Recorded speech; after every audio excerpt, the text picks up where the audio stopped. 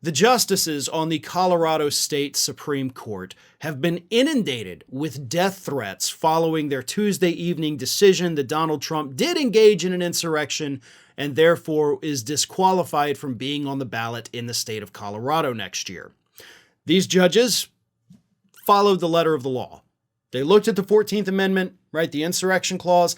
They looked at what Trump did and said, yes, this fits that description. He is barred from holding office. They did their jobs.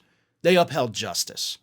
And now these violent, angry, deranged Trump supporters are threatening to kill these people.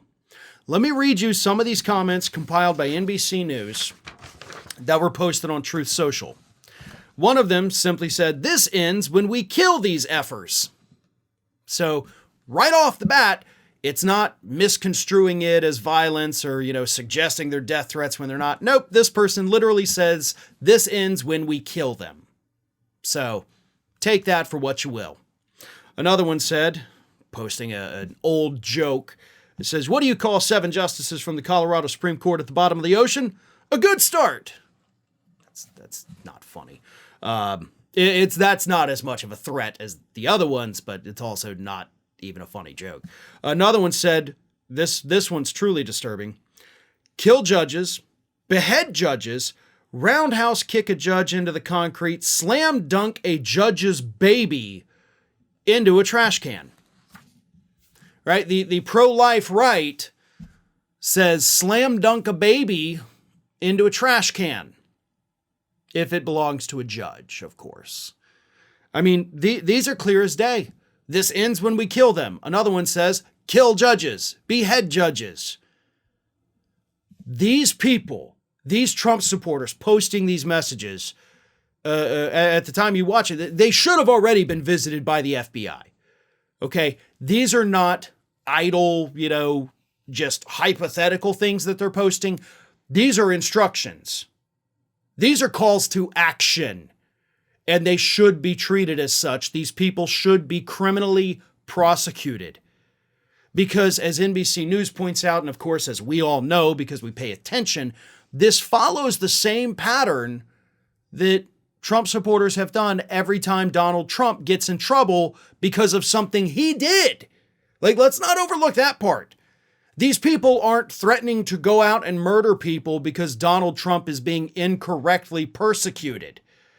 They're doing it because they're mad that he's facing accountability. And many of them do. I'll give them this. They believe these charges are all fake. They believe that Trump has done nothing wrong. But just because you believe it doesn't make it true. But here's what NBC News had to say. "The threats fit into a predictable and familiar pattern, seen time and time again after legal developments against Trump.